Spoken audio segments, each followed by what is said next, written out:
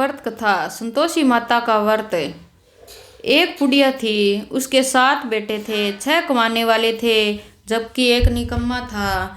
बुढ़िया 6 बेटों की रसोई बनाती, भोजन कराती और उनसे जो कुछ जूठन बचती वह 7वें को दे देती। एक दिन वह पत्नी से बोला, देखो मेरी माँ का मुझ पर कितना प्रेम है।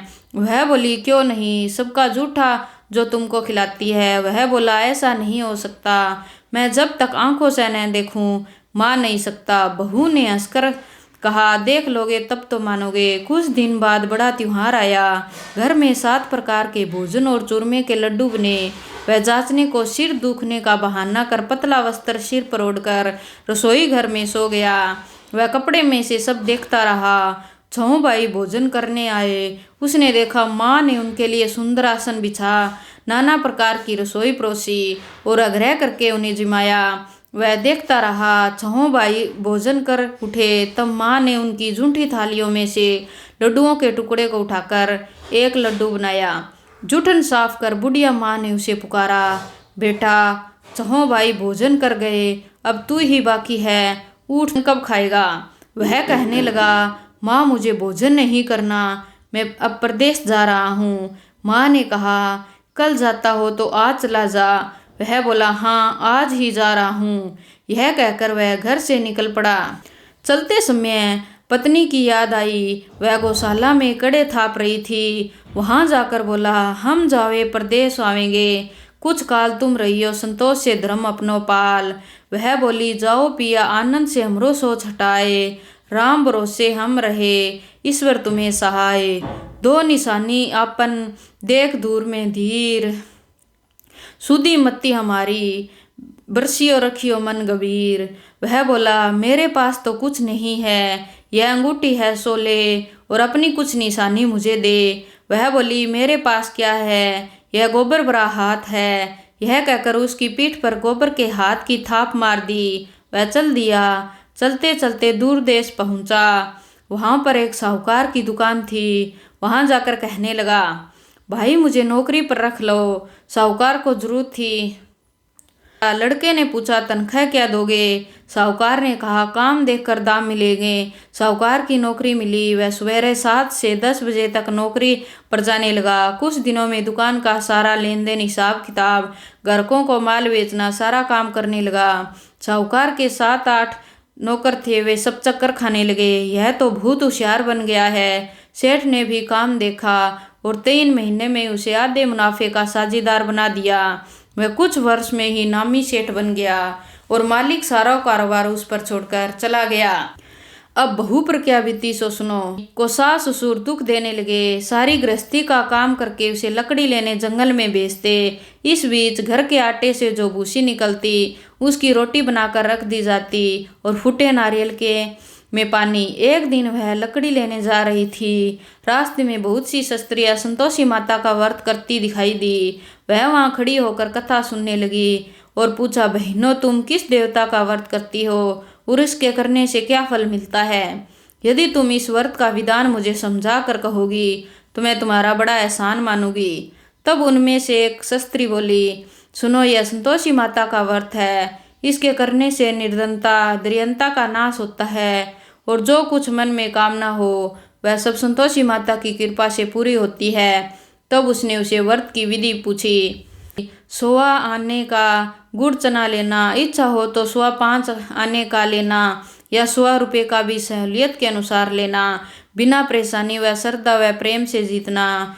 बन पड़े सेवाएं लेना। प्रत्येक शुक्रवार को निराहार रहकर कथा सुनना। इसके बीच कर्म टूटे नहीं।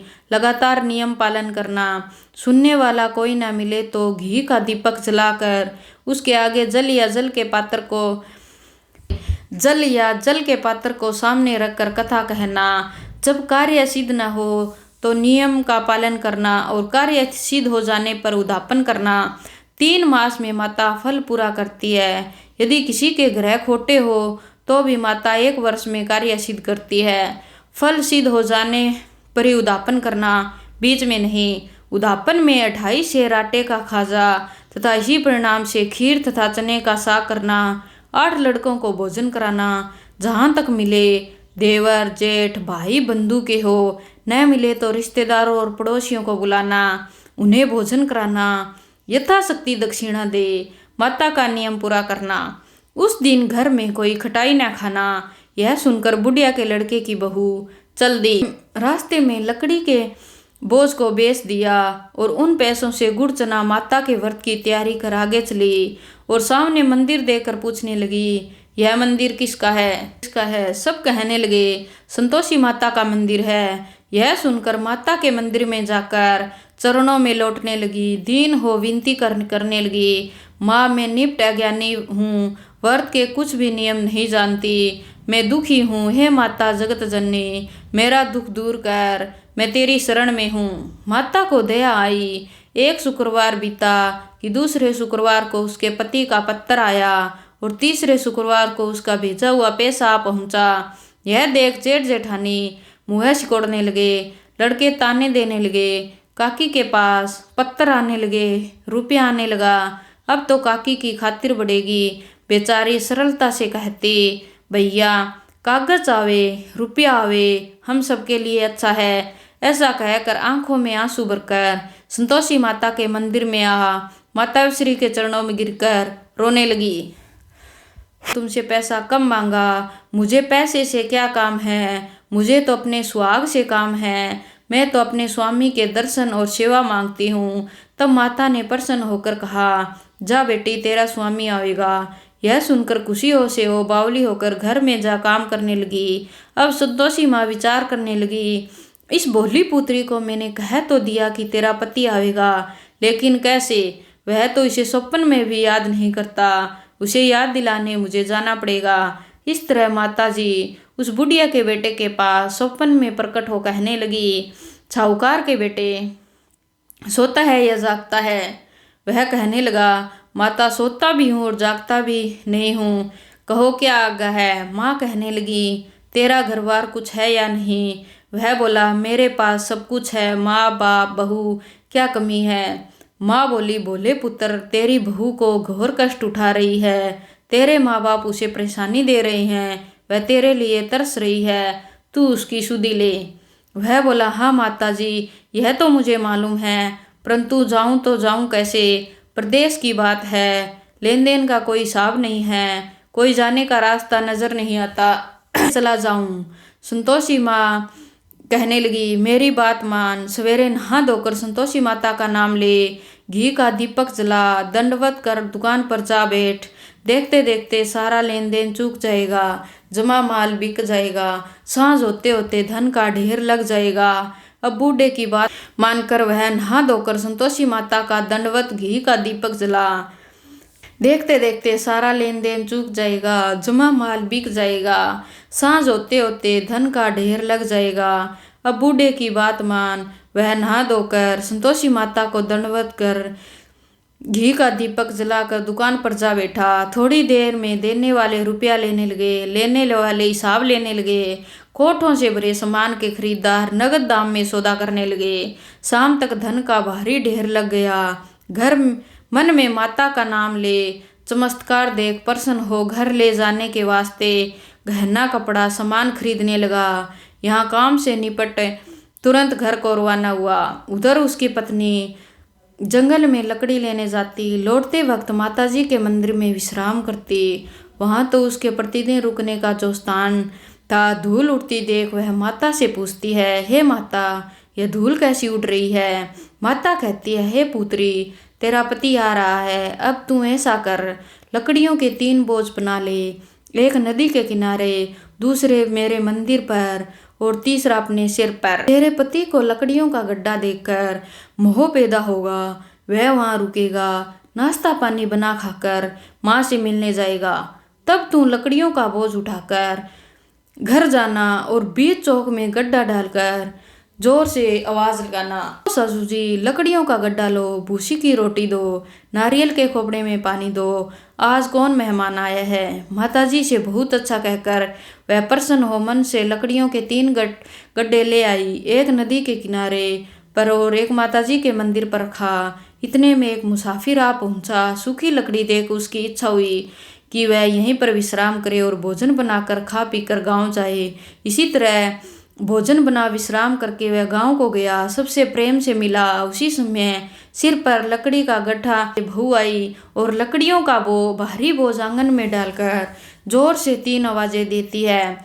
लो सासू जी, लकड़ियों का गड्ढा लो, भूसी की रोटी दो, नारियल के खोपड़े में पानी दो, आज कौन मेहमान आए हैं। यह सुनकर उसकी सास बाहर आकर अपने दिए हुए कष्टों को बुलाने कहती है। बहू ऐसा क्यों कहती है, तेरा मालिक ही तो आया है, आ बैठ, मीठा भात खा, भोजन कर, कपड़े गहने पहन। उसकी आवाज़ सुन उसका पति बाहर आता है। अंगूठी देख व्याकुल हो जाता है। माँ से पूछता है, माँ यह कौन है। माँ बोली, बेटा यह तेरी बहू है, जब से तू गया है तब से सारे गांव में भटकती फिरती है, घर का काम काज कुछ नहीं करती, 4 पहर आकर खा जाती है। वह बोला, ठीक है माँ, मैंने इसे भी देखा और तुम्हें भी देखा है, अब दूसरे घर की ताली दो, मैं उसमें रहूँगा। माँ बोली, ठीक है, जैसी तेरी मर्जी। तब वह दूसरे मकान की 3री मंजिल का कमरा खोलकर सारा सामान जमाया। एक दिन में ही राजा के महल जैसा ठाठ बाट बन गया।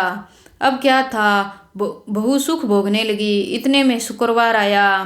उसने पति से कहा, मुझे संतोषी माता के व्रत का उद्यापन करना है। पति बोला, खुशी से करो। वह उद्यापन की तैयारी करने लगी। जेठानी के लड़कों को भोजन के लिए कहने लगी। उन्होंने मंजूर किया, परंतु पीछे से जेठानी ने अपने बच्चों को सिखाया, देखो भोजन के समय खटाई मांगना, जिससे उसका उद्यापन पूरा ना हो। लड़के जीमने आए, खीर पेट भरकर खाई, परंतु बाद में कहने लगे, हमें कुछ खटाई खाने को दो, खीर खाना हमें नहीं भाता, देख कर अरुचि होती है। वह कहने लगी, भाई खटाई किसी को नहीं दी जाएगी, यह तो संतोषी माता का प्रसाद है। लड़के उठ खड़े हुए, बोले, पैसे लाओ। भोली बहू कुछ जानती नहीं थी, उन्हें पैसे दे दिए। लड़के उसी समय हट करके इमली खटाई खाने लगे। यह देखकर बहू पर माताजी ने कोप किया। राजा के दूत उसके पति को पकड़ कर ले गए। जेठ जेठानी मन माने वचन कहने लगे, लूट लूट कर धन इकट्ठा कर लिया, अब सब मालूम पड़ जाएगा जब जेल की मार खाएगा। बहू से यह सहन नहीं हुए। रोती हुई माताजी के मंदिर में गई।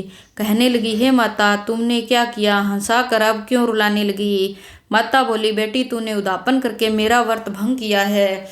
वह कहने लगी, माता मैंने कुछ अपराध, भूल से लड़कों को पैसे दे दिए, मुझे क्षमा करो, फिर मैं तुम्हारा उद्यापन करूंगी। माँ बोली, अब भूल मत करना। वह कहती है, अब भूल नहीं होगी, अब बतलाओ वो कैसे आवेंगे। माँ बोली, जा पुत्री, तेरा पति तुझे रास्ते में आता मिलेगा।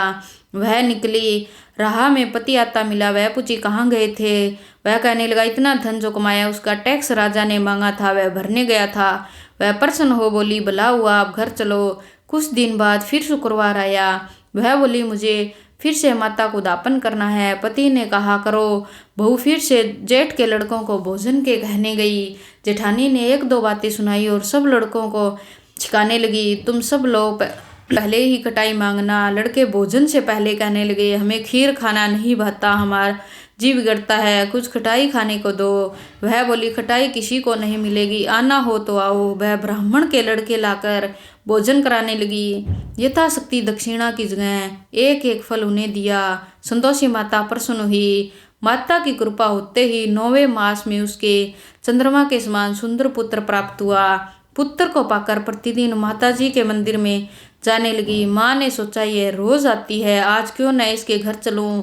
यह विचार कर माता ने भयानक रूप बनाया। गुड़ चने से सना मुख, ऊपर सूंड के समान होठ पर मधुमक्खियां भिन भिन आ रही थी। दहलीज पर पैर रखते ही उसकी सास चिल्लाई, देख रे कोई चुड़ैल डाकिन चली आ रही है, लड़कों इसे भगाओ नहीं तो किसी को खा जाएगी। लड़के भागने लगे, चिल्लाकर खिड़की बंद करने लगे। बहू रोशनदान में से सब देख रही थी। प्रसन्नता से पगली बन चिल्लाने लगी, आज मेरी माताजी मेरे घर पर आई है, वह बच्चे को दूध पिलाने से हटती है। इतने में सास का क्रोध फूट पड़ा। बोली, रांड इसे देखकर कैसी उतावली हुई जो बच्चे को पटक दिया। इतने में माँ के प्रताप से जहाँ देखो वहीं लड़के ही लड़के नजर आने लगे।